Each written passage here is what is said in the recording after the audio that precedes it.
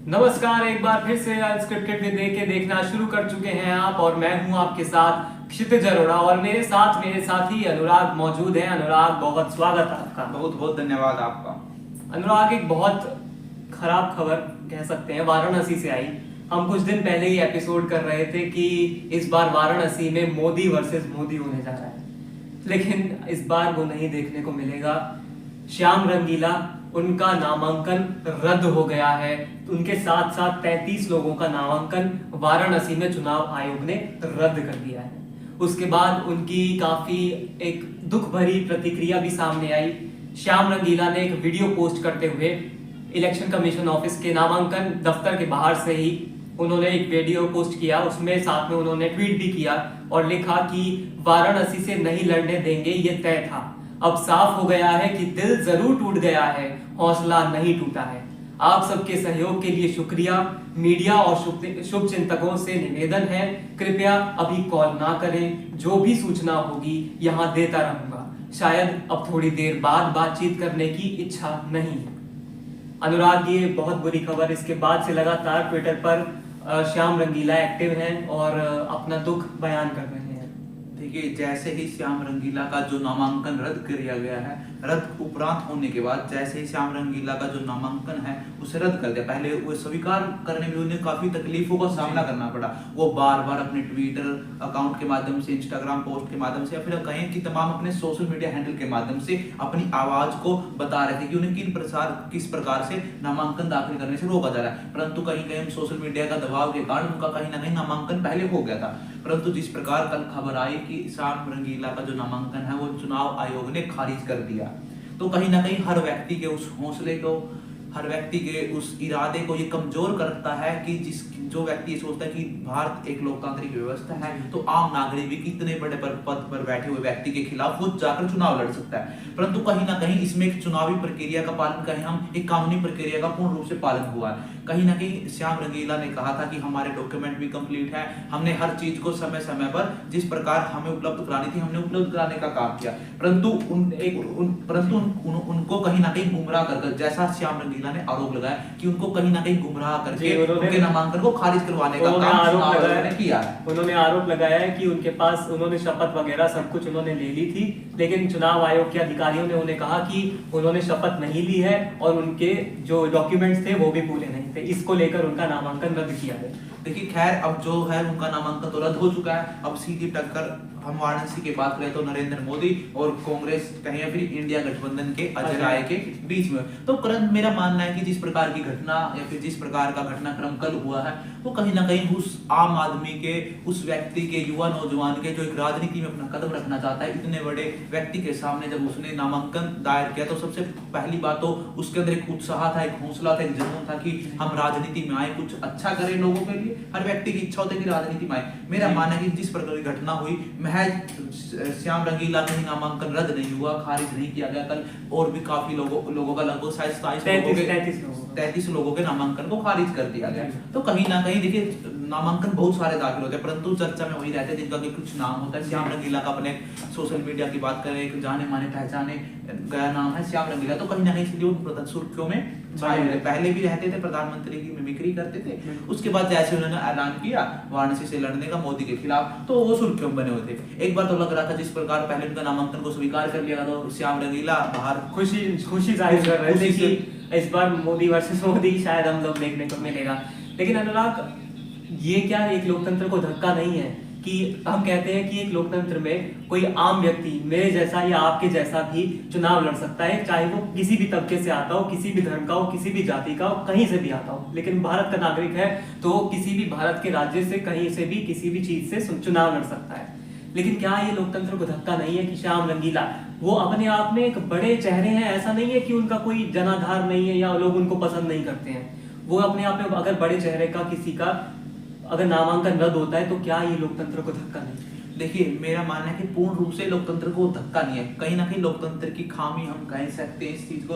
कहीं ना कहीं उस जो चुनाव प्रक्रिया है, जो नामांकन की दाखिल प्रक्रिया है, वो कहीं ना कहीं इतनी उसे कठिन बनाने का प्रयास जिस प्रकार से श्याम रंगीला के दौर में किया गया है, उन्हें नामांकन के लिए जब पर्चा भरना होता है उसमें उनके खिलाफ जिस प्रकार उन्हें भ्रमित करने का काम, जैसा आरोप श्याम रंगीला ने चुनाव आयोग पर लगाया कि उन्हें कहीं ना कहीं भ्रमित करने का काम चुनाव आयोग ने किया। वो रात का 10 बजे वहां लाइन में बैठ के, वहां उनके दफ्तर में बैठ के, चुनाव आयोग में वहां दफ्तर में बैठ कर वो इंतजार करे बारी का। उन्होंने वीडियो डालकर ट्विटर पे भी आरोप लगाया कि जिस प्रकार उन्होंने कहा कि इन्हें बाहर निकालो, इस प्रकार मतलब जिस प्रकार सरकारी अधिकारियों का व्यवहार श्याम रंगीला के प्रति या फिर किसी व्यक्ति के प्रति जो अपना नामांकन दाखिल करता है उसके प्रति रहता है, तो कहीं ना कहीं चुनाव आयोग को इस चीज पर संज्ञान लेना होगा। तभी तो हमारे देश का जो लोकतंत्र है, फिर चुनाव आयोग है, उसकी निष्पक्षता बरकरार रखेगी। इस प्रकार की घटना, इस प्रकार की घटना तब होती है। आप लड़ने दीजिए चुनाव, हार जीत चुनाव में होती है। क्या प्रधानमंत्री, एक छोटे से मिमिक्री आर्टिस्ट की बात करें, प्रधानमंत्री तो इतने बड़े हैं, वो व्यक्ति तो अपने गांव से उठकर इस पद पर पहुंचा। प्रधानमंत्री की बात से श्याम रंगीला आज प्रधानमंत्री इतने बड़े पद पर बैठे, उनके पास सब कुछ है, उनके पास इतना बड़ा संगठन है, इतनी बड़ी पार्टी है उनकी खुद की, उनका इतना बड़ा कद है। श्याम रंगीला का क्या है? वो तो महज राजस्थान से बेचारे जीप लेकर निकले थे, अपने माँ बाप का, अपने दादा आशीर्वाद लेकर। उनको तो ये था कि युवा जब राजनीति में आएंगे तो कहीं ना कहीं समाज के प्रति बदलाव की भावना दिखेगी, समाज में बदलाव के लिए। क्योंकि जिस प्रकार सूरत की बात करें, इंदौर की बात करें, पर्चे ही वापिस हो रहे, तो कहीं ना कहीं उन्हें डर था कि एक लोकतंत्र के सच्चे हिमायती होने के नाते, एक लोकतंत्र के रक्षक होने के नाते उन्होंने यही बताया था कि मैं इसीलिए चुनाव लड़ रहा हूं ताकि किसी का पर्चा वाराणसी में भी वापस ना हो, ताकि प्रधानमंत्री नरेंद्र मोदी के सामने कम से कम कोई चुनाव लड़ने वाला हो। अभी देखिए जिस प्रकार श्याम रंगीला का जो पर्चा रद्द हो चुका है, तो इससे तो साफ सीधी यही बात निकल कर आती है कि कहीं ना कहीं हमारे देश में जब कोई व्यक्ति अपना सपना देखता है चुनाव लड़ने का किसी भी बड़े पद पर बैठे व्यक्ति के खिलाफ, तो कहीं ना कहीं उसमें पहले इसमें एक डर की भावना होती है कि क्या होगा। कहीं ना कहीं ये तो सिर्फ ऑन कैमरे की बातें हैं, पर्दे के पीछे ना जाने उन्हें कुछ इस प्रकार की फोन कॉल्स भी आए हों या फिर इस प्रकार के दबाव भी होगा उनके ऊपर कि आप पर्चा मत भरिए, आप वो 10 तारीख से लगातार पर्चा भरने की तैयारी में थे। उनका पर्चा इतने दिनों बाद सबमिट होगा। अनुराग, उनका पर्चा काफी बार उनको वापस भेजा गया उस इलेक्शन कमीशन के ऑफिस से। तो अनुराग, आप इसके पीछे वजह क्या देखते हैं कि क्यों ऐसा क्यों किया गया? क्या प्रधानमंत्री नरेंद्र मोदी श्याम रंगीला से डर गए? देखिए, मैं नहीं मानता कि प्रधानमंत्री नरेंद्र मोदी श्याम रंगीला से डर गए, परंतु ये पर्दे के पीछे की बातें हैं। इन्हें जो व्यक्ति राजनीति में आता है वो कहीं ना कहीं जैसे ही चाहता है कि वो हर अपने प्रतिद्वंदी को खत्म करना चाहता है, इसमें कोई दो राय नहीं। जहां तक उसकी पावर का इस्तेमाल हो सकता है वो करता है, परंतु हम सीधा प्रधानमंत्री पर आरोप नहीं लगा सकते क्योंकि ये प्रक्रिया निष्पक्ष होती है चुनाव आयोग की। चुनाव आयोग ने इसका कारण बताया, खुद श्याम रंगीला इसके कारण बताया कि उनकी जो शब्द है उसमें वो शामिल थे, इसलिए उनका पर्चा खारिज कर दिया गया। लेकिन अनुराग, उन्हें ये भी मतलब वो आरोप लगा रहे हैं कि उनको जब बताया ही नहीं जा रहा कि आपको शपथ कैसे लेनी है या आपको ये पूरे डॉक्यूमेंट्स कैसे लाने हैं। उन्होंने ये यहाँ तक कहा कि मुझे टाइमिंग भी गलत बताई गई। उन्होंने बकायदा मुझे लिखकर टाइमिंग, उन्होंने कहा कि मुझे रात की दी गई, मैं रात को वहां पहुंचा भी। उसके बाद वहां के डीएम आके मुझे कहते हैं कि आप यहाँ पे क्या आप मेले में आए हैं क्या, रात को आ रहे हैं? तो फिर उनको कहा गया कि आपके पास सिर्फ 3 बजे तक का टाइम होता है। तो क्या आप ये देखते हैं कि इसमें कहीं ना कहीं कोई साजिश है? देखिए, ये तो बात मैंने पहले की थी कि चुनाव आयोग की बात करें, फिर जो वहाँ के चुनाव अधिकारी हैं तो कहीं ना कहीं उनकी मिली भगत हो सकती है। जिस प्रकार श्याम रंगीला को कितनी कठिनाइयों का सामना करना पड़ा, ये श्याम रंगीला है जो अपनी उस व्यथा को कैमरे के माध्यम से या फिर सोशल मीडिया के माध्यम से बताने का प्रयास करे, क्योंकि उनके पास अपना एक खुद खास दर्शक वर्ग जो उनकी बात सुनता है। वो आम व्यक्ति जिसे कोई जानता नहीं, वो प्रधानमंत्री के खिलाफ या फिर किसी अन्य नेता का पर्चा भरता तो उसे कितनी कठिनाइयों का सामना करना पड़ता है, उसकी तो कोई आवाज नहीं सुनता। श्याम रंगीला की आप देखना मीडिया में कोई चर्चा हुई, कोई खास चर्चा नहीं हुई। उनकी बाइट भी बहुत मुश्किल से चली है, 1-2 चैनल पर उनकी बाइट चली है, बस ब्रेकिंग न्यूज में डाल दिया जाता कि श्याम रंगीला का पर्चा खारिज। परंतु उस पर्चे के पीछे कोई जाता है, उसके पर्चे के खारिज होने की भूमिका कहीं ना कहीं भारतीय एक लोकतांत्रिक व्यवस्था है, तो उस लोकतांत्रिक व्यवस्था का जो मापदंड है, जो उसका मूल्य है, मूल रूप है, जो सार रूप है, उसे बरकरार रखना हमारे देश के चुनाव आयोग का दायित्व है। तो चुनाव आयोग को कहना चाहिए कि या फिर अपनी प्रणाली को इस प्रकार सरल बनाना चाहिए कि एक आम व्यक्ति भी जो इस सिस्टम को नहीं समझता, क्योंकि आप जब भी कहीं पर्चा भरने जाते हैं, सरकारी दफ्तर में जाते हैं, और जिस प्रकार का व्यवहार आम जनता के साथ किया जाता है वो जग जाहिर है। जब भी बड़े व्यक्ति कोई भी किसी पार्टी का, भले प्रधानमंत्री कल जिस प्रकार वाराणसी में अपना नामांकन दर्ज करा रहे थे, किस प्रकार का काफिला था उनके पास, आगे पीछे पूरा महकमा पिछले 2-3 दिन से लगा हुआ था, वो कहीं ना कहीं सूबेदार पद पे बैठे थे इसलिए लगा हुआ था। वहीं हम अजय राय की बात करें, कांग्रेस के उम्मीदवार वो भी एक पार्टी से ताल्लुक, उनका भी एक अपना उनके पर्चे कैसे जमा हो जाते हैं, क्योंकि उनको पता कि सरकार इनकी है उनकी है सबके, क्योंकि नेताओं का अपना एक दबदबा होता है, एक रसूख होता है। परंतु आम जनमानस के लिए भी चुनाव आयोग को व्यवस्था करनी चाहिए कि अगर कोई व्यक्ति अपना इतना हौसला करके यहाँ तक आ रहा है तो उस हौसले को अपनी चुनाव आयोग की जो पवित्रता होती है, जो निष्पक्षता होती है, उसको सही साबित करने के लिए चुनाव आयोग को 2 कदम आगे आना चाहिए। और मेरा मानना है कि इस प्रक्रिया को और सरल बनाना चाहिए, और ताकि कोई भी व्यक्ति आसानी से अपने ऑनलाइन माध्यम से देखकर या फिर वहां जाकर उस प्रक्रिया को पालन करके अपना नॉमिनेशन अच्छे से दायर कर सके और अपनी इच्छा के अनुरूप चुनाव लड़ सके। अनुराग, तो क्या आप ये मानते हैं कि हमारे देश की जो पॉलिटिक्स है वो कहीं ना कहीं नए लोगों को आने के लिए रोकती है, वो उनको नीचा दिखाने की कोशिश करती है, या फिर उनको एक तरीके से आगे बढ़ने से रोकने का काम करती है? देखिए, राजनीति में हर व्यक्ति अपने प्रतिद्वंदी को रोकने का ही काम करता है। ये आज की राजनीति है, ये पिछले वाली राजनीति नहीं, 90 के दशक की राजनीति नहीं, 70 के दशक की राजनीति। उस टाइम आप देखिए अटल बिहारी वाजपेयी जैसे लोग हमारे देश में होते उस समय तो ऐसा होता था कि अगर प्रधानमंत्री नेहरू जी थे तो उन्होंने अपने क्या कहते हैं मंत्रिमंडल में विपक्ष के लोगों को भी शामिल किया हुआ था।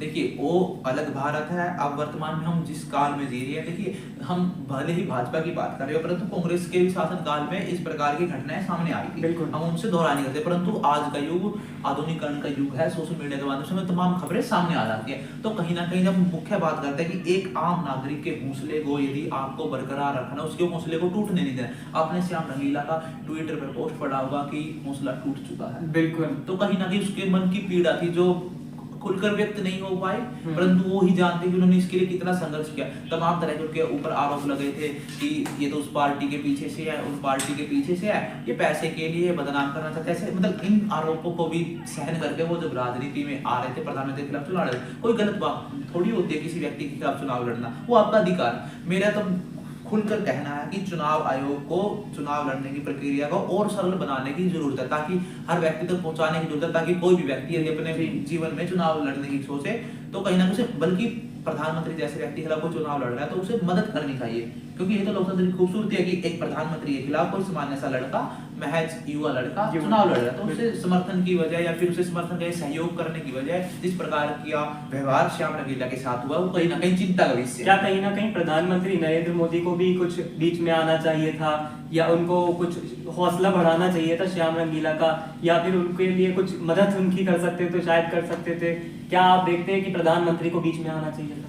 देखिए, प्रधानमंत्री इतने बड़े पद पर, लेकिन उनके विपक्ष में लड़ रहे थे, इतने पद पर बैठा व्यक्ति वो उस कैमरे पे आते हैं, वो मैं इसीलिए ये बात कह रहा हूँ क्योंकि कल ही प्रधानमंत्री जी का एक चैनल पर इंटरव्यू हुआ, चैनल का नाम मैं नहीं लेना चाहूंगा, कि वो कहते हैं कि मैं तो चाहता हूं कि इस देश का विपक्ष जो है वो मजबूत हो, मैं तो हर समय इसके लिए कार्य करता हूं, इसीलिए मैंने आपको देश के विपक्ष को तो तोड़ के अपनी पार्टी में लड़े, विपक्ष कहां बचा देश में? आप देखिए, अब महाराष्ट्र की बात है, शिवसेना के 2 फाड़ कर दी, एनसीपी के 2 फाड़ कर दी। अब हरियाणा में जजपा के साथ देखना, दूसरे चौटाला की पार्टी के साथ ये खेल कर रहे हैं, उस पार्टी के 2 फाड़ कर देंगे। दूसरे चौटाला जिस पार्टी के दम पर मुख्यमंत्री बने, क्या पता आगे आने वाले दिनों में पार्टी किसी और की हो जाए, आप देखते रहे ना। तो कहीं ना कहीं प्रधानमंत्री ने तो आज तक यही काम किया कि जब दूसरी पार्टी में हो जाते हैं तो भ्रष्टाचारी हो जाते हैं, वो देश विरोधी हो जाते हैं। जब उनकी पार्टी में आ जाता है तो देशभक्त थर्मामीटर ऐसा भारतीय जनता पार्टी के पास देशभक्ति मापने का कि ऐसे लगाते हैं, तो इनकी पार्टी में हो जाता है वो बिल्कुल देशभक्त हो जाता है, और दूसरी में हो जाता है वो देश विरोधी। तो कहीं ना कहीं हर व्यक्ति, हर पार्टी अपनी विचारधारा कर, सत्ता में तो भाजपा के ऊपर कोई मुद्दा क्यों उठाएगा, आप बताइए? क्योंकि अगर कोई साफ व्यक्ति है वो डट कर मुकाबला करेगा, उसे कितनी कठिनाइयों का सामना करना पड़ेगा। मैं इस विषय में लालू यादव को जोड़ना चाहता हूँ। जिस प्रकार नीतीश कुमार बार-बार पलटी मारकर भाजपा के साथ अपनी सरकार बनाने में कामयाब हो जाते हैं, और भाजपा पहले कहती थी कि नीतीश बाबू के लिए इस बार तो दरवाजे बंद है, परंतु वो दरवाजे खुल जाते हैं। अनुराग, तो इस बार फिर हम सोच रहे थे कि मोदी वर्सेस मोदी होगा, लेकिन इस बार लोकतंत्र का हौसला कहीं ना कहीं टूटता हुआ मेरे को तो नजर आ रहा है। बहुत शुक्रिया अनुराग आपका हमारे साथ जुड़ने के लिए। आप देखते रहिए अनस्क्रिप्टेड में, देखिए ऐसे ही मुद्दों के साथ, ऐसे ही कई और चुनावी मुद्दों के साथ हम आपसे जुड़ते रहेंगे। बहुत बहुत शुक्रिया। देखते रहिए अनस्क्रिप्टेड में, देखिए।